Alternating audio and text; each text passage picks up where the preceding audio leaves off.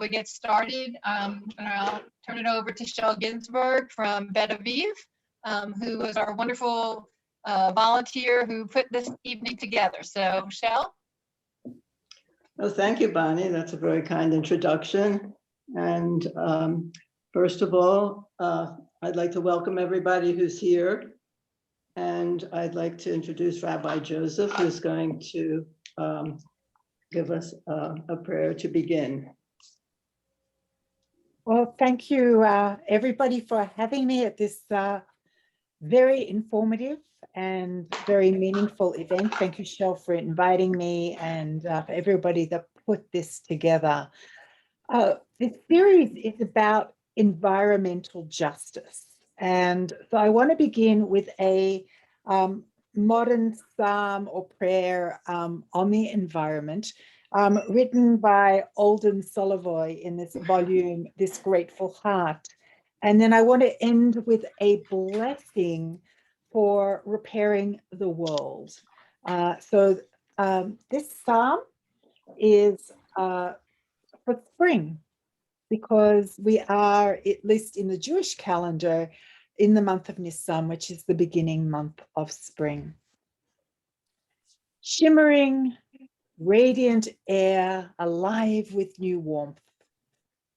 Sunshine waking the earth, calling the grasses to grow and bulbs to prepare flowers. Winds clear the remnants of seasons past, old leaves and dry branches, making way for new life. And the rain joins the sun to feed the land. Bless this day, God of seasons. Bless the spring with energy and hope.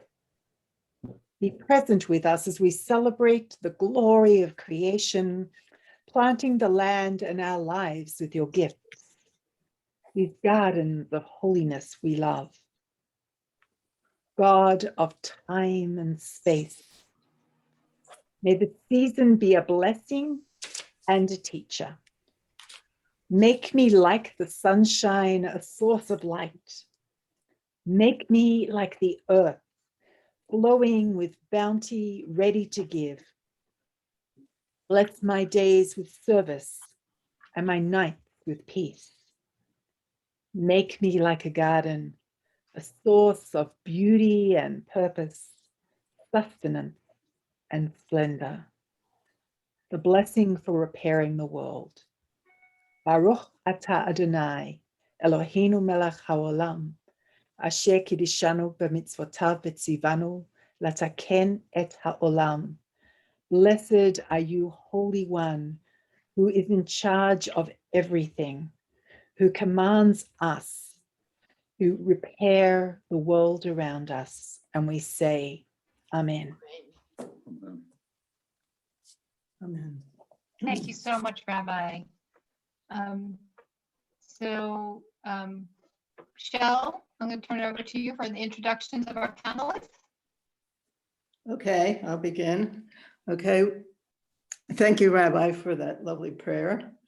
I have the honor of introducing our two panelists. First, we will be hearing from David Smedick. David is a senior campaign representative with the Sierra Club. Oh, yeah.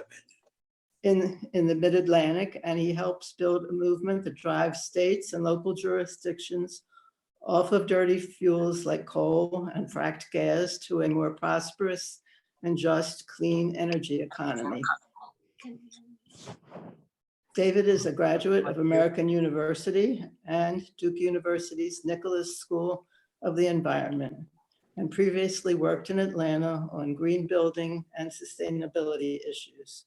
Originally from Carroll County, Maryland, he currently lives in Baltimore with his wife and dog. I know from looking at David's posts that he is truly passionate about moving to clean energy, as well as other causes that we need to save our planet. Secondly, we're going to have Jamie Demarco. Jamie works for Chesapeake Climate Action Network at CCAN. He leads their Capitol Hill lobbying and Maryland advocacy. Before joining CCAN, Jamie led state-level lobbying for the Citizens Climate Lobby and was a campaign manager for the Maryland Clean Energy Jobs Initiative. And he worked as a legislative assistant at the Friends Committee on National Legislation. He got his start as an advocate interning at the CCAN some years ago. Jamie graduated from Warren Wilson College, where he led a successful fossil fuel divestment campaign and helped close an Asheville coal plant. Jamie grew up in Baltimore and now lives in College Park. He's passionate in his commitments to CCAN, in that I saw him doing a socially distanced polar plunge into a pond about 2 months ago while his little dog was running around going crazy and barking. So we thank both of you for being with us tonight, and we'll start with David. I don't know. All right, thank you, Shell, and thank you everybody for having me tonight. Again, as Shell just mentioned, my name is David Smetic. I'm a senior campaign representative for the Sierra Club, based here in Baltimore, and excited to chat with you all. So I'm going to share my screen. I've got a few slides for us to walk through, and I know that this is a follow-up panel discussion, as hopefully many of you have been able to watch the movie From the Ashes via the links that have been sent around. And so when Shell approached me and Jamie about having this conversation today, we really wanted to focus in on what does it mean for the state of Maryland, the region, and really the entire globe to be moving off of this dirty fossil fuel-based economy and moving to a more just and equitable clean energy future. And so my work really dives into what's happening here in the Mid-Atlantic, especially with the focus in Maryland. So that's how I kind of geared this presentation, is what is the impact of coal in Maryland? What's the trajectory for it? What are the opportunities for action? And what's on the other side? How are we setting up our energy systems to be more clean energy focused, focused on just transition for fossil fuel workers moving into a new economy? So that's what we're going to try to talk about here. I've got some charts, some pictures, some text. I'm trying to tell a story, but really just excited for the conversation we can have here. And then I'll be able to kick it to Jamie. So I wanted to start with kind of giving an overview, a big picture outlook on what is happening to the coal industry across. And this chart, it's a little blurry, so I apologize for that. And there's some text on the side here, but the real story is that coal, especially in our fossil fuel economy, is on a precipitous decline. This has 2019 data in it. The latest data for 2020 shows that top blue line dipping even further. For the first time, really in history, coal generation in 2020, from an electricity sector perspective, dipped below what we were getting from the nuclear fleet across the nation.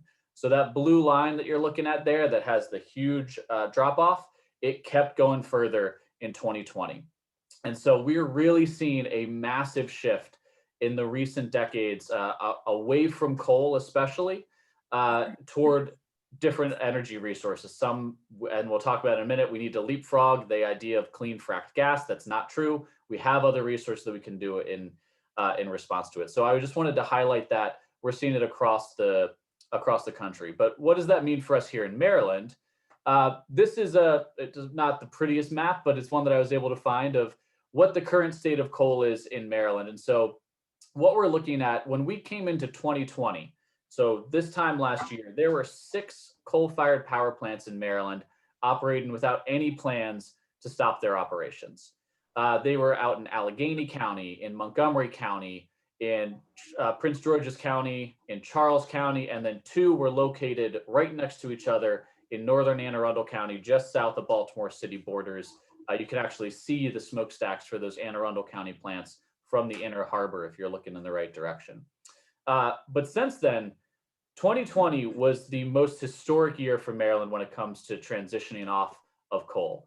5 of the 6 power plants actually either completely retired in only a 3-month period or announced their plans to stop burning coal within the next 5 or 6 years. So 95% of the coal capacity that was in Maryland when it comes to power plants is now slated to be retired within just the next 5 or 6 years. It's a pretty remarkable shift that we had come home here in Maryland.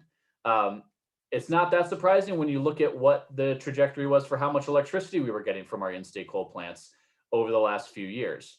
So this is that chart there is just another example of that blue line that we were seeing across from the nationwide effort. It was really coming home here in Maryland as well. And that has resulted in a lot of power plants announcing their plans to stop their coal operations here in the next few years.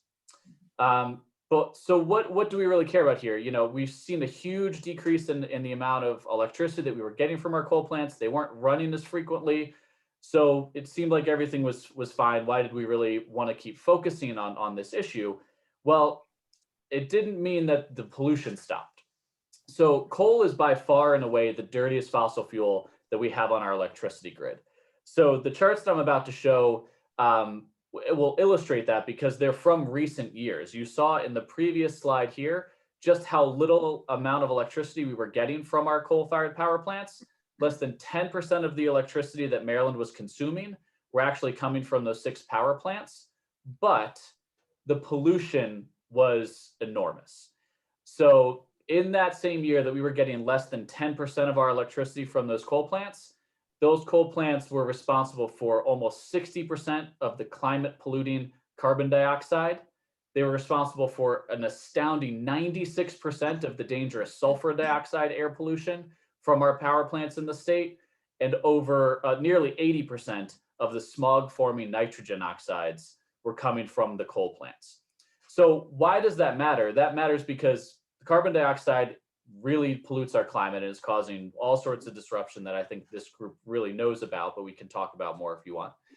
Sulfur dioxide is a really critical air pollutant. It's if you breathe it in for as little as 5 minutes, it can start to irritate your lungs. And coal has high sulfur content. So even though we were seeing a pretty significant decrease in how much coal we were consuming, the air in and around those coal plants full of sulfur dioxide was a really big problem whenever they turned on.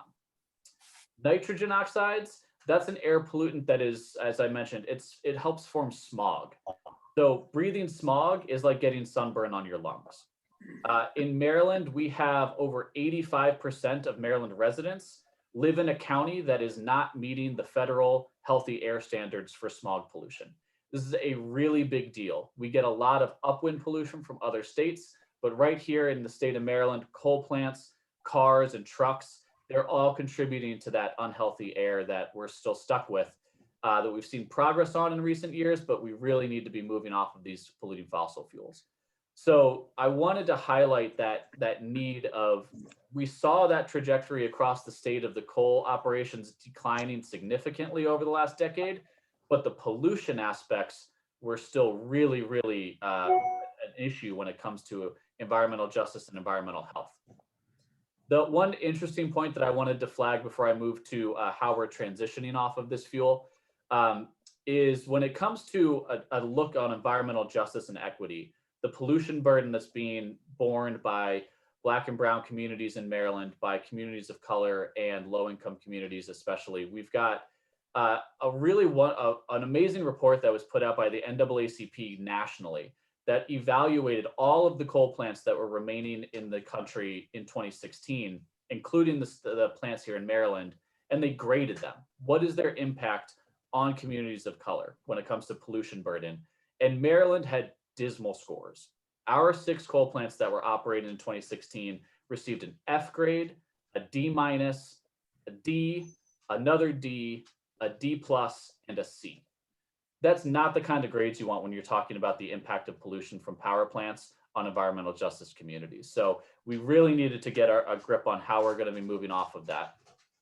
And it was over the last few years, we've seen a tremendous amount of acknowledgement that we need to stop burning coal in a very intentional and planned way. I'm not going to read all these quotes. We've got things from the UN Secretary General, from international consultancy and analyst agencies. And even right here in Maryland, we finally, after years of trying, got Maryland's Commission on Climate Change, the body that's charged with charting a path forward for Maryland's response to climate. Even all of those folks, which included state agency heads from Governor Hogan's administration, labor unions, scientists, industry representatives, even a coal company sits on the Commission on Climate Change, and they agreed, we need a plan off of this fuel in the state of Maryland over the next few years. So we were excited about that momentum moving forward, and we know that we have to do it. So I said a lot of those plans for announcement are on track to happen, but we need a more managed position off of it. And so that's kind of where we wanted to highlight some opportunities for this group to think about moving forward in the state. Quickly then also, it was flagged for me that we wanted to make sure that people recognize we're not talking about coal, moving beyond coal to other fossil fuels. We're talking about moving beyond coal to clean energy solutions. Replacing one fossil fuel with another doesn't solve our problems. They're still polluting. They still have extractive industries behind them that have a lot of issues associated with them. And highlighted there is fracked gas. We know that the fracked gas itself, just as what it is, methane, it's a more potent climate pollutant than carbon dioxide. Fracked gas power plants are not actually performing better than coal plants or other fuels when it comes to extreme weather events. In 2014, Maryland experienced a polar vortex, as did the rest of this region. Fossil fuel plants didn't show up. We didn't have the same issues that are being faced down in Texas with rolling brownouts and blackouts, but those power plants are not showing up in the actual cold weather events that we're going to see more of those fluctuations with climate change. So clean energy is ready now. The state of Maryland has requirements for amounts of clean energy that it needs to receive by the end of this decade, including pretty significant requirements for solar and offshore wind opportunities. And we know that it's cheaper to do that now. So I've got resources at the end of this that we're sharing around, but there is an opportunity right now to make sure that as these coal plants stop their operations, we are completely leapfrogging fracked gas from here on out, and we're just installing clean energy opportunities. So I wanted to highlight two specific stories that give me some hope in this space. In Montgomery County in August of last year, the coal-fired power boilers there shut down. And then over the next few weeks, we saw the company and local legislators start to talk about what's the next phase of this. And we've seen initial proposals for solar and storage in Montgomery County to replace the coal plant. So we've got an opportunity in front of us that we can actually see those new technologies be out there to replace the old dirty technologies. And the last piece that I wanted to highlight was the need for a managed and planned transition plan off of coal.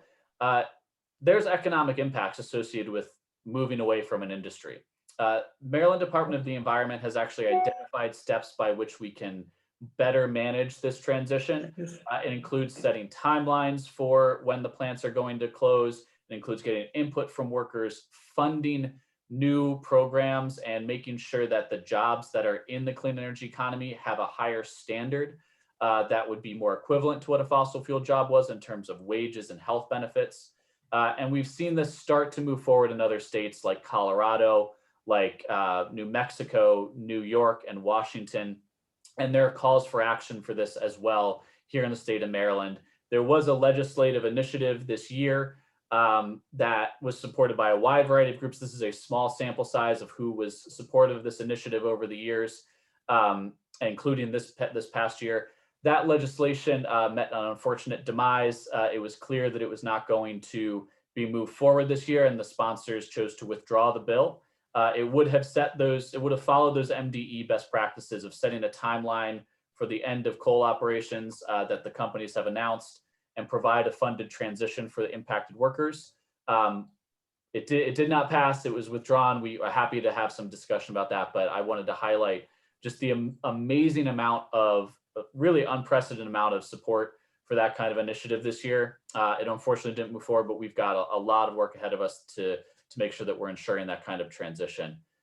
So I probably talked a little bit over my time, which I apologize for. Jamie, I think, is going to be talking about the next steps of what the clean energy economy can look like and all the hope that's associated with that. So I'm really happy to dive into it. I appreciate the opportunity to talk tonight and look forward to the question and answer portion. Thanks so much, David. Okay, we're going to give a little transition time so Jamie can pull up his slides and share his screen. Thank you. And David, I'm so lucky to get to work with David. He's really one of the preeminent leaders on this issue in our area. I've learned a lot from him. And I'm just going to talk a little bit about the transition to clean energy future. There's honestly some overlap in what I'm going to say with what David just said, so I'll try to be light on those parts. But I want to emphasize by saying we can, in the very near future, get to a place where you can breathe deeply in any city and have it be, the air be just as fresh as on a mountaintop. And we can be with our loved ones and live a happy life free of a climate crisis or an air pollution crisis with a clean energy future. So that better future is there and we're working towards it. Unfortunately, where we are right now, air pollution is deadly, and it's far deadlier than we ever thought it was. So when we burn coal, oil, and gas, we disrupt the climate, and that is an existential threat.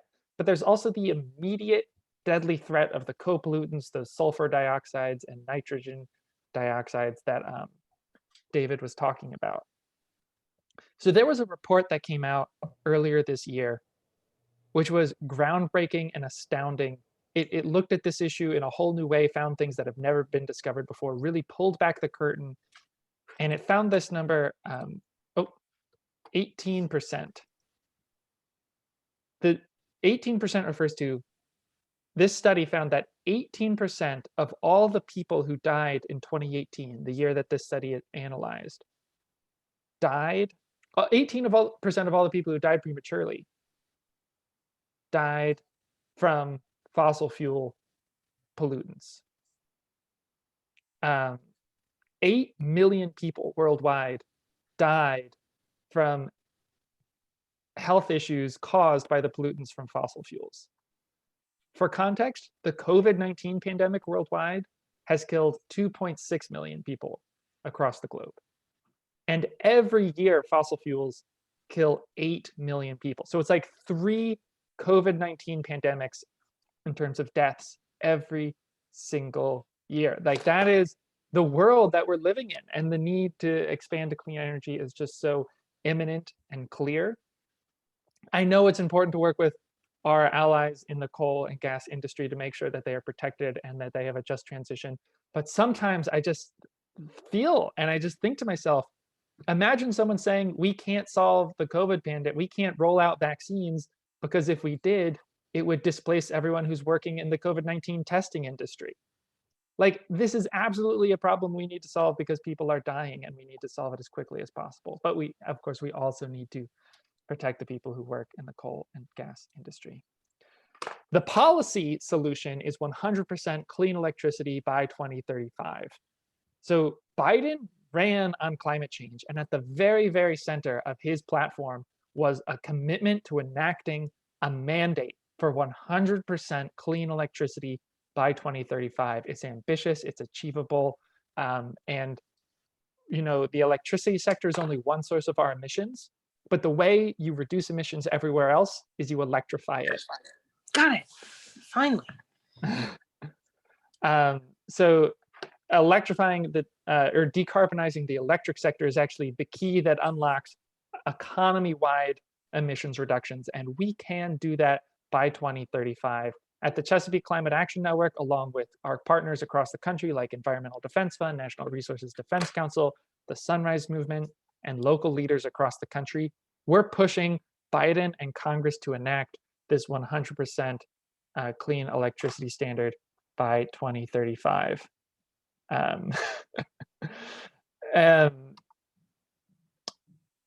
And it's really achievable and doable. This is an incredible graph that I like dream of this graph sometimes, which shows the prices for different kinds of energy over time. So you can see that orange line that just shoots down. It's like a a waterfall. It's so steep. That is the cost of solar energy. And you can see this purple line that moves across the bottom here, but doesn't decline that much. That's gas. So both onshore wind and solar are now cheaper than gas.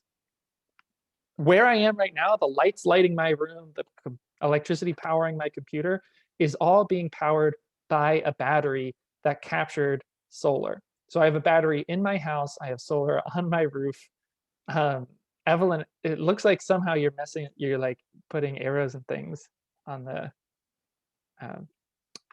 screen. I didn't even know that was a thing people could do.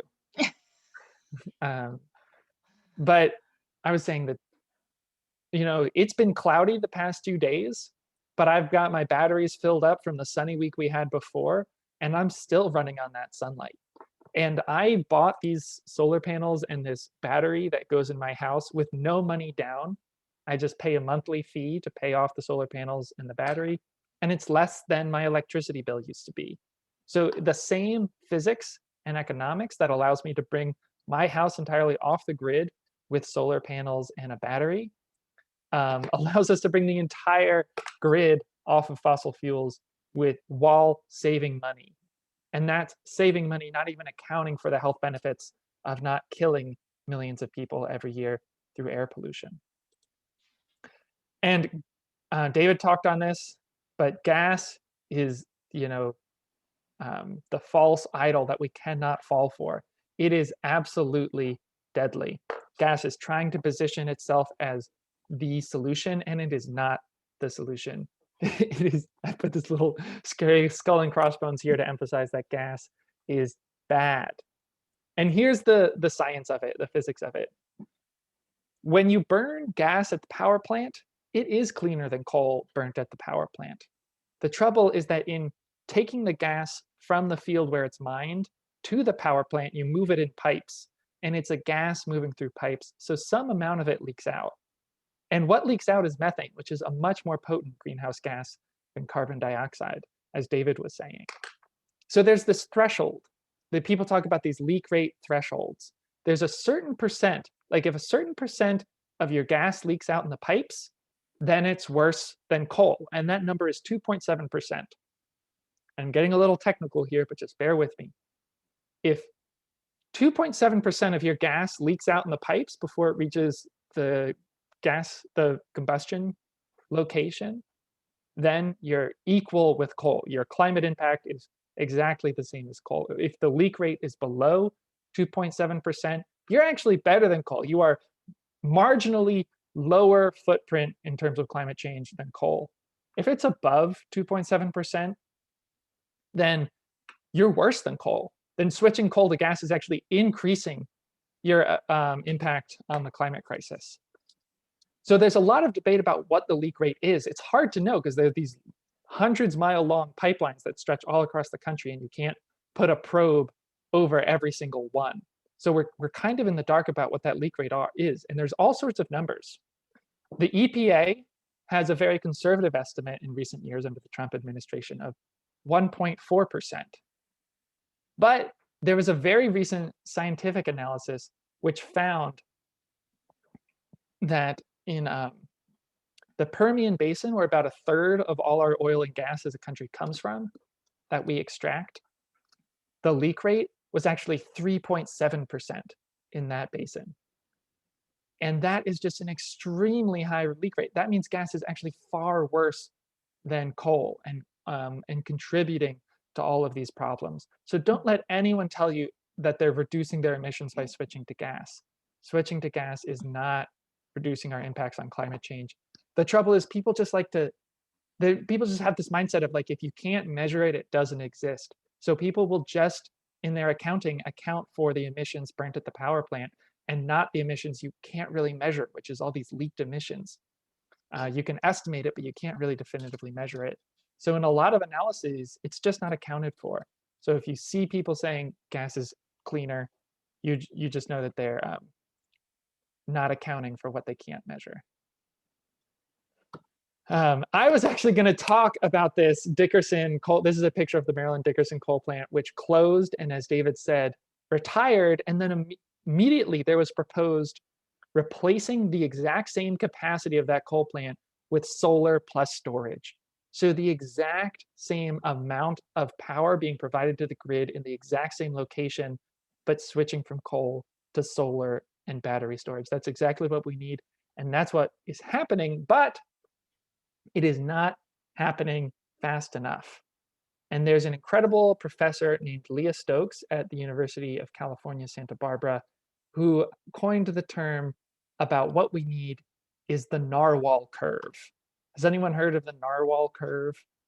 I think that's such a brilliant phrase. So I'm going to go to the next graph, which is the Narwhal Curve. And in this graph, we have years on the bottom and percent of US electricity that comes from carbon-free electricity generation on the y-axis. And you can see it actually goes up to 200% on the y-axis. And that's because we need to not only transform our entire electric grid to clean electricity, but we need to electrify everything else. So we need to take all the cars we're driving and electrify them and power that with clean energy. So we need to, about roughly speaking, double the size of our electricity generation in the country and make sure all of it is coming from clean electricity. So here at the bottom, you see clean electricity in the US so far. That big light gray chunk at the bottom is nuclear. And then there's a slightly darker chunk that's also stable, that's hydro. And then on top of those two, there's a growing darker chunk, which is renewable energy. And that is growing.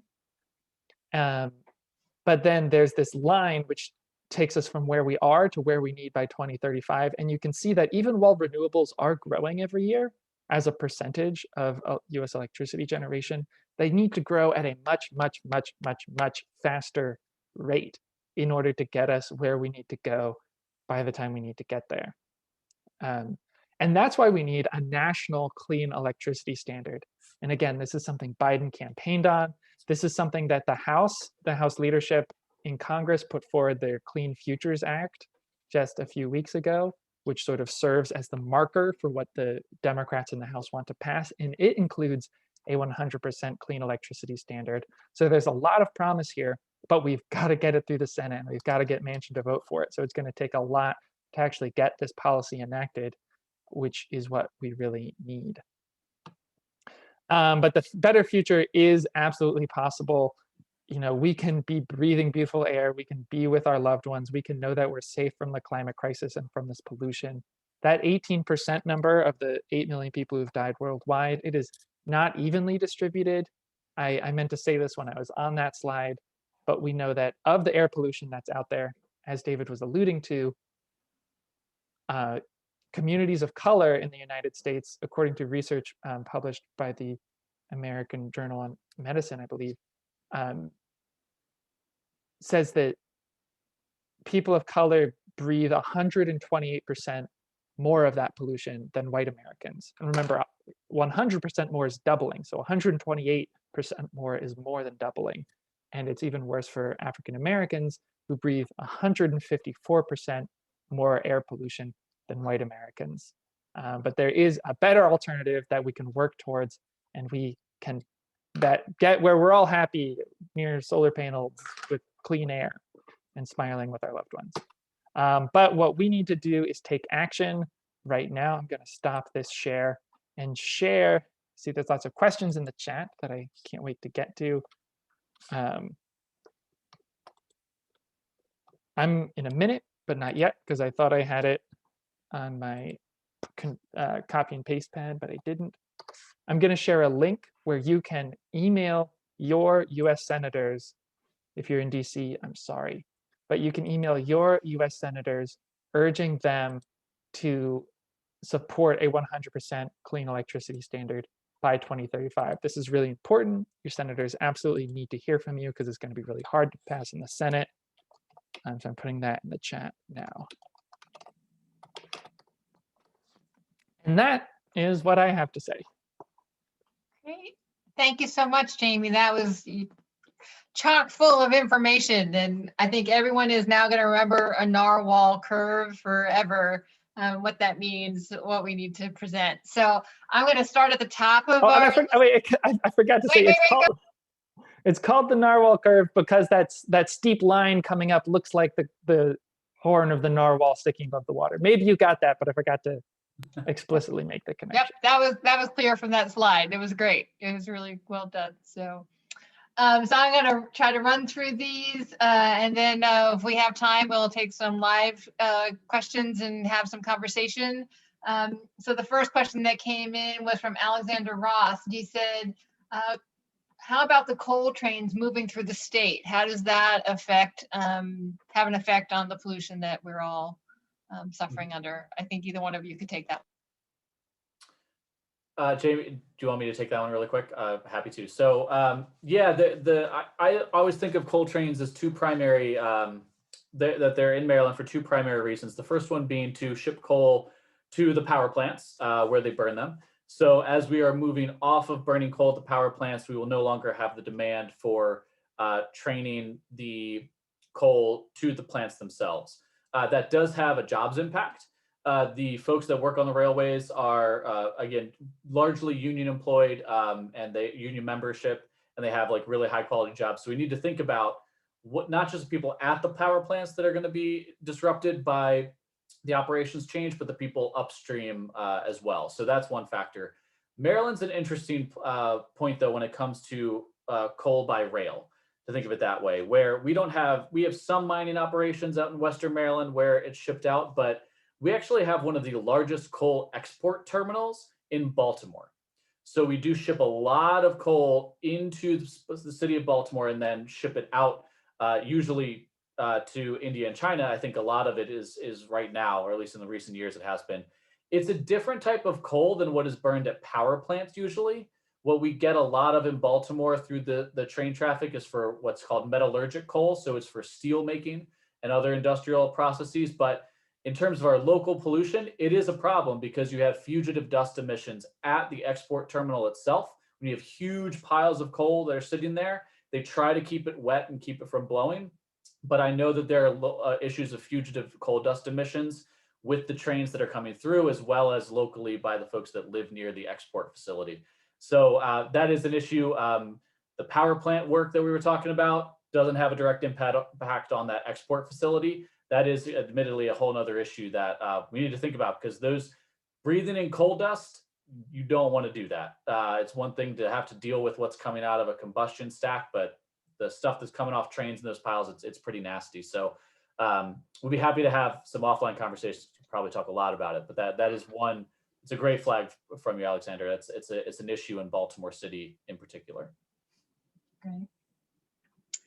From Wendy Hall, she says she's curious about the number of asthma attacks, deaths, and et cetera that are prevented by shutting down coal power plants. Is that an overall number per year, per month, or something else? Great question. If my memory serves me correctly for that slide, I think it was per year, but I'll follow up with you. I'll make sure that I have it in the slides that are distributed that actually has that exact number. I think it's per year, but don't quote me. I have the report and I'll put it in the slides when we distribute them. Great. That's one of the questions too.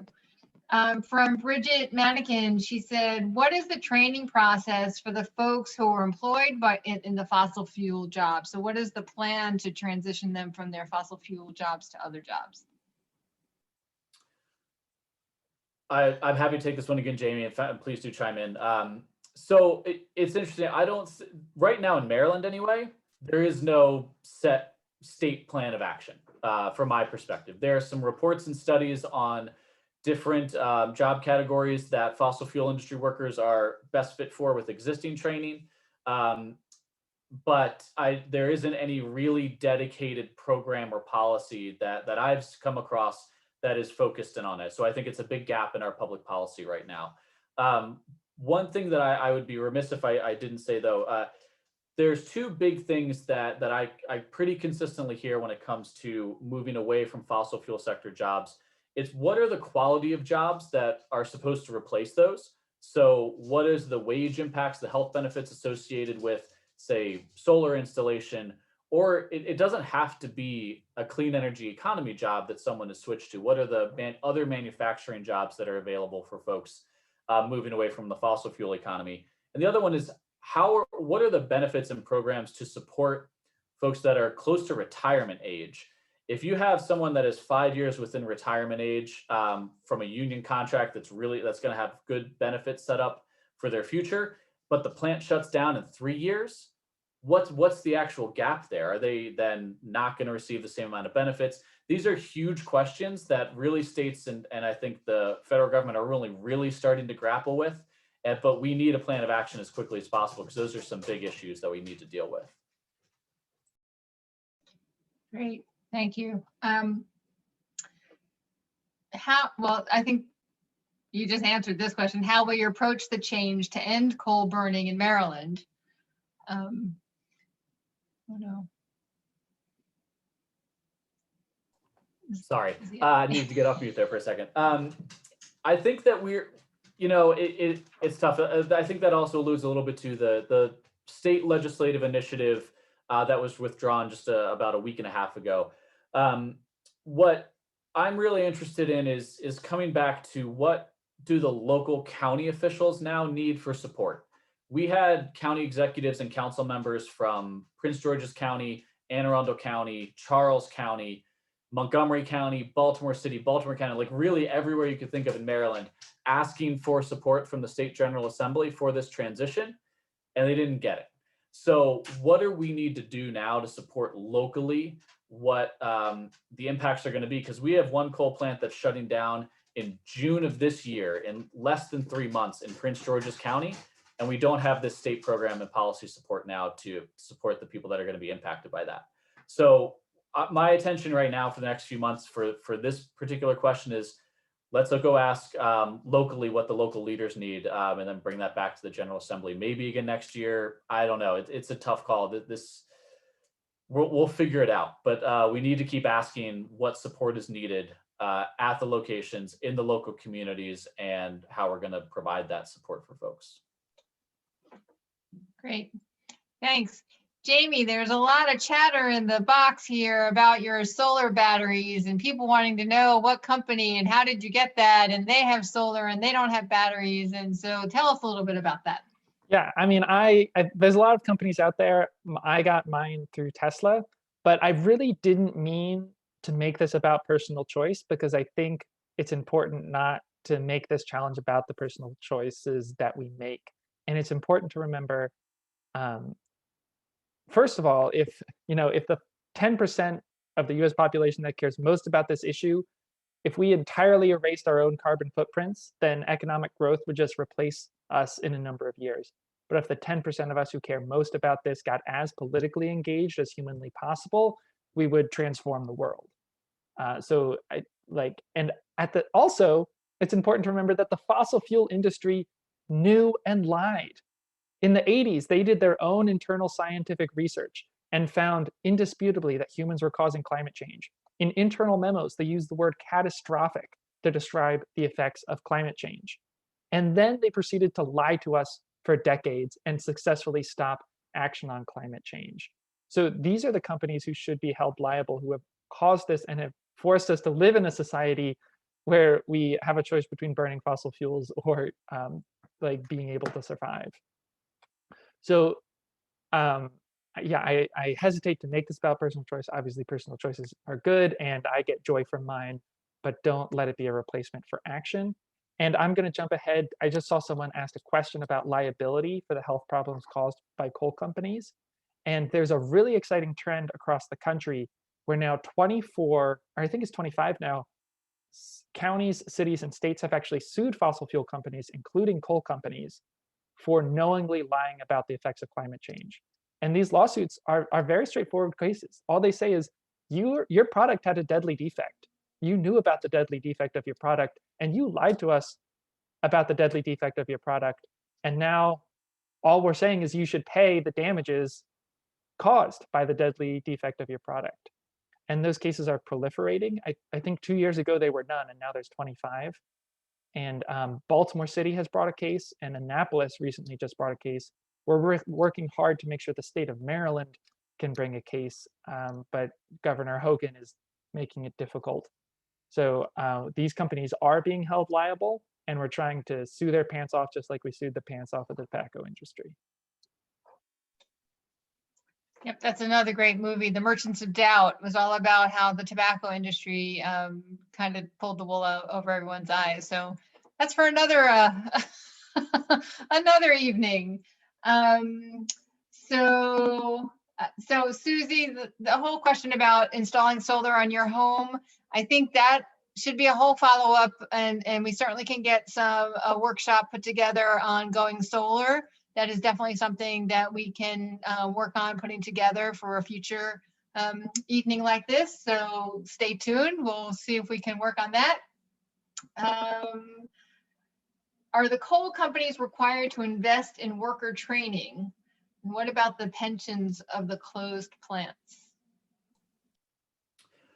Great question, and I don't have specific answers. I'll be upfront about that. What I do know is that at 3 of Maryland's coal-fired power plants, one in Montgomery County that retired in August, the other one that is going to retire in June of this year in Prince George's County, and the plant that is scheduled to deactivate no later than 2027 in Charles County. Those 3 plants do have a number of union represented workers that work at the facilities under the International Brotherhood of Electrical Workers. And they have a collectively bargained agreement with the plant owners that some of that includes different severance packages, different pensions, different health benefits, and everything. So I don't know the details of that. I'm not a member of that union, so I'm not sure what they are. And not my business to necessarily know all that either. But there are some agreements in place, at least at those, because those contracts were collectively bargained. I do not know the other coal plants in Maryland that are scheduled to retire. They are not as heavily union represented. They might not be at all, to my knowledge. So I think that some of those bigger questions, what's going to happen at the Anne Arundel County plants and the plant in Allegheny County, I think that we're going to need to hold the companies accountable for all of those different reasons. The state can provide some support as well, but I don't want to speak to any specifics because I don't know the answers, but agree with the general purpose of the question. Hopefully some of that information was helpful in the answer, though. There's a couple of questions here that I'm going to look kind of together. Someone is concerned about the discarded blades of wind turbines, that's a disposal problem. And then there's also discarded solar panels. I know there's also concerns about the mining of the materials that go into the building of these things. So how does that figure into the overall environmental effect of these alternative energy sources? Yeah, so this is not, wind and solar are clean energy solutions, and they run on no fuel. It's easy. I mean, one way I think about this, the first way I think about this is that we are in a climate crisis and we are in an air pollution crisis. These are things that are killing people, and if we do not act on them, literally have the possibility of disrupting our entire global society and causing mass death. Local pollution of mining or disposing is a local contained problem that, like, there are challenges and we can innovate and figure them out.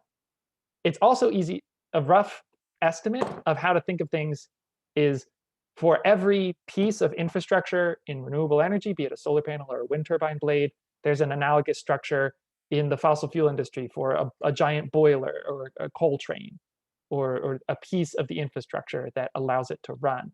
The difference is that the clean energy has no fuel.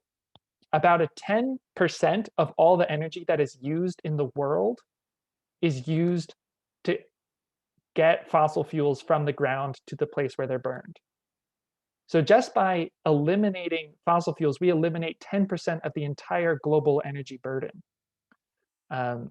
So yes, solar panels, we have to find ways to recycle them. Yes, wind turbines, we have to find ways to recycle them. Same is true of the fossil fuel industry. The difference is there's no fuel. I think that is what I think about that. This is an interesting consideration. Fran, I don't know if I can pronounce your last name, Gleshkow. If they, meaning the coal companies industry, if they file for bankruptcy, is it critical that the victims of the pollution be a secured creditor in some fashion? That was a statement, not a question. It is critical. Somebody's got to know to do that. That's how I was reading a friend of a great flag, and so we'll keep doing. I would love to connect offline about it. I will admit that's not an area I haven't thought enough about yet. Would love to learn more from you about what your thoughts are in direction. Yeah. I had a question. Go ahead. I'm sorry. I'm kind of new to this, but I noticed, I think David probably could respond, but I believe David can as well. And thank you for the presentation. But the best way I know how to do it, I'm sorry, I don't type that fast. But the best way I can do it is to preface it by saying, if you watch the film From the Ashes and how the companies explode the top of mountains and then get the next layer, make that rubble into the valley, in that case, in the video. But I think the question that Jamie just kind of touched on, and I believe David touched on it before, solar panels. Because I too have solar panels on my home. And having them managed, I noticed that the solar panels are mounted on aluminum type frames. It's that metal like aluminum, well, it's not steel. And I imagine those solar panels are made from silicon, which is a type of mineral that's mined from the earth. And while all of this topic is on air pollution, I keep thinking about the water pollution. Because remember, out in, I think it was maybe in Mexico, they were talking about how the water is no good. And so if we create, even if we create total clean air, these minerals go into the making of the materials that make solar panels. So I hope that the approach is more holistic, because to have clean air but only to have poison water, that makes no sense. And I know I still haven't asked the question, right? I think the question is this. Also, I'm sorry, I didn't want to put in. I noticed that we open with prayer, Rabbi Joseph, and I believe that's where also the faith community can come in. And all of us can be more diligent in our advocacy piece. But I keep thinking, do all the corporations that were shown in one of the first early slides, do they also focus on a more holistic approach? Air, water, land, and because I think that, we can't just do one. I wish we could. I hope that's a question. I hope you can. That's what I mean. Yeah. Thank you, Mark. Transitioning to wind and solar is better for water too. It's better for water too. I mean, one of the biggest threats to our water is the pipeline network that crisscrosses our country. And there's an incredible battle going on right now around Line 3, where indigenous people are fighting the construction of the pipeline Line 3, which is going to cross their lands and going to, every pipeline spills. It's just not a matter of if, it's a matter of when. And when it spills, it's going to endanger their ability to grow rice as they have for countless generations on that land. And so there's no analogous oil spill. There's never been an offshore wind spill. And I understand there's concerns around mining of minerals, but that is not analogous to the transportation of the fossil fuels and extraction of the fossil fuels. And at the end of the day, there's no free lunch. If our options are to find a way to make electricity or to not have electricity. And I think we shouldn't compare renewable energy to a nothing scenario. We have to always compare renewable energy to a fossil fuel scenario. But I completely agree. We need a holistic approach. We need to be thinking about how this affects everyone and how every point in the supply chain affects people and the air and the water that we breathe and drink. Yeah, and I'll be brief, Bonnie. I do promise. But Mark, thank you so much for your comments. And yes, my presentation focused on air pollution. It's just where my mind went when I was creating it. coal water pollution is really, really nasty. And just as a quick point, in Maryland, I think I saw someone in the chat here, we do have a couple of coal ash landfills. They are not the slurry landfills. They're not wet ash landfills, which is a lot of issues that you've seen in Tennessee when a earthen dam breaks and you get just toxic sludge moving out of it. We don't have those, but dry ash landfills still do have leachate problems if they're not properly lined or if there are issues there. So you need to be monitoring groundwater around there because coal ash, when you burn coal, you can capture some of the air pollution, but it still needs to go somewhere. It goes into the ash and it goes into our landfills, or it goes into the on-site distributions or into our waterways. And there's actually been a lot of, I'd be happy to follow up with anybody who wants to talk about the coal water permits for Maryland's power plants. There was some recent updated permits, but fights from the companies to push back on those. So there's an ongoing battle around what is the coal pollution going into Maryland's waterways. And now I'm going to remember to put that in a slide for my next presentation on it, because I should have mentioned that. But it's critical. Coal ash it's really, really nasty stuff with arsenic, selenium, cadmium, just terrible things. So thank you for your comments, Mark. That was helpful. And this is a great time. I want to honor our time. We said, but this would be an hour. So I'm going to do a little bit of a wrap up here, but I think Jamie and David might stick around. We do get like a whole host of questions flying in there at the end. So maybe we can squeeze some more in if we can hang out for a little bit longer, maybe. So I'm just going to share my screen real quick. Oh, wrong one. There we go. So I just want to take a moment to thank all of our partners that worked on this program tonight. First to Shell and Linda Feldmeiser from Bed of Eve, who worked behind the scenes to bring you this presentation and to bring the movie and everything. We worked as a collaborative effort with the organization that I work for, Interfaith Partners for the Chesapeake. So I did plant mark there at the end, but yes, we focus on stormwater and clean water issues. So I'm glad that came into the picture there, even though it was at the end. But we had lots of other partners, including the Jewish Community Relations Council. And this is an effort of the Oakland Mills Interfaith Center. Mark, you mentioned, getting faith communities involved. This was a program that was, we were working together at the Oakland Mills Interfaith Center with the 5 congregations that are there to bring light to these issues. Oh, I didn't do those. So what can you and your faith community do? There's all types of activities that my organization can help you with, and our partners are prepared to help with, including bringing information, taking actual action, planting trees and things like that. And then advocacy. I think that the calls for action that both Jamie and David mentioned are trying to activate and getting our legislators involved and letting them know what we think. My organization works through a menu for action that we work with congregations to help them to devise those actions. Advocacy is definitely one of those actions. We do have lots of folks don't understand the connection between environmental justice and social justice. We do have these flyers on our website to explain what that connection is. We do have a Faithful Green Leaders Training workshop coming up in June. We encourage we would like to see every congregation have a green team or a ministry that's focused on environmental ministry, just like most congregations, help to feed poor people and that sort of thing. That caring for the environment is just as necessary as those efforts. And in doing so, we ask congregations to sign what we call the IPC Partner Congregation Pledge, and that's on our website as well.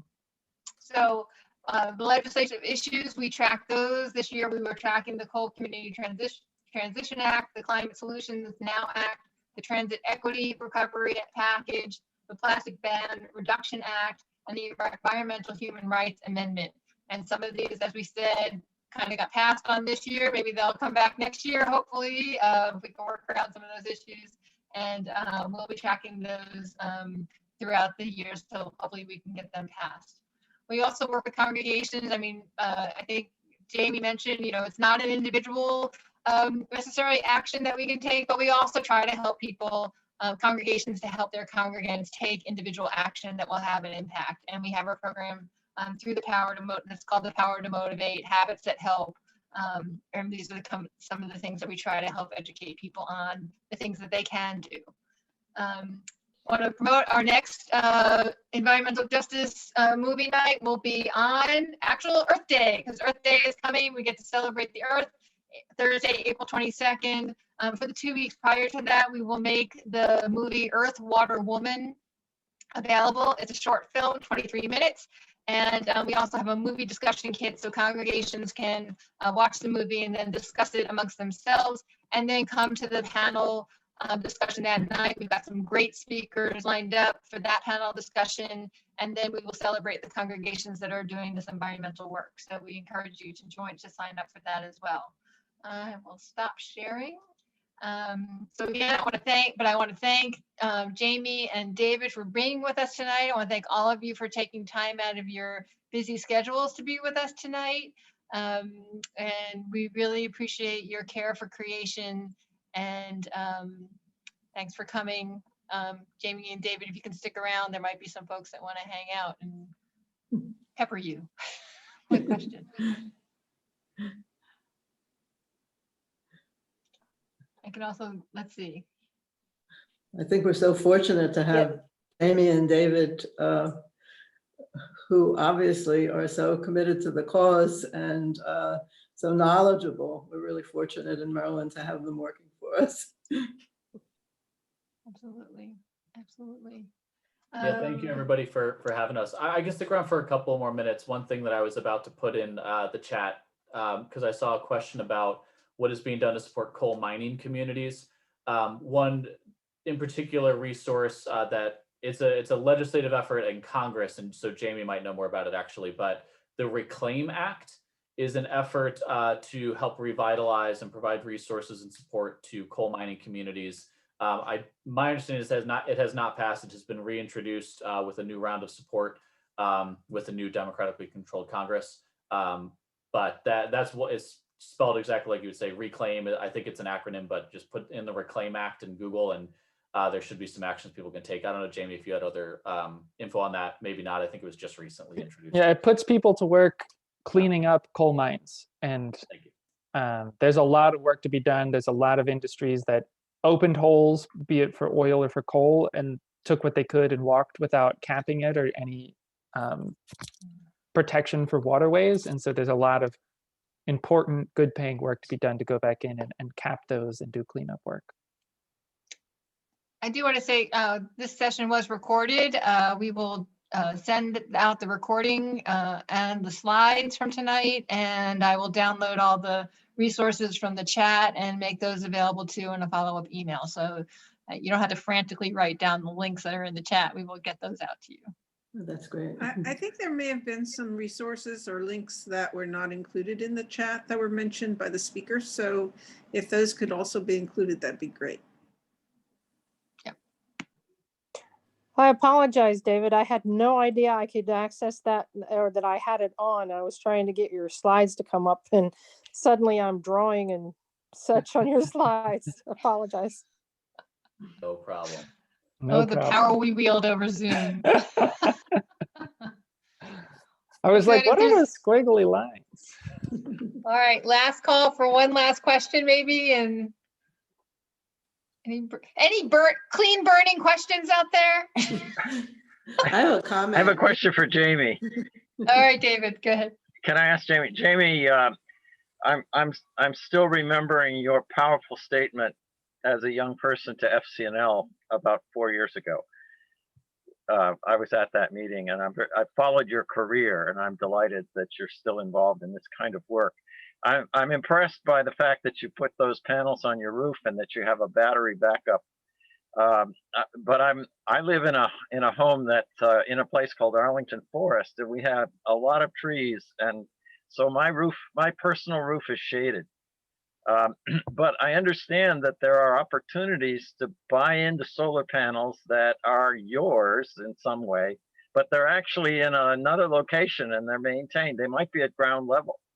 I'm a scientist and I, am interested in technology, and it seems to me that maintenance is easier at ground level. in a large field that's maintained by an organization rather than on roofs. So I've been very hesitant to even think about moving to another location in order to put panels on my personal roof.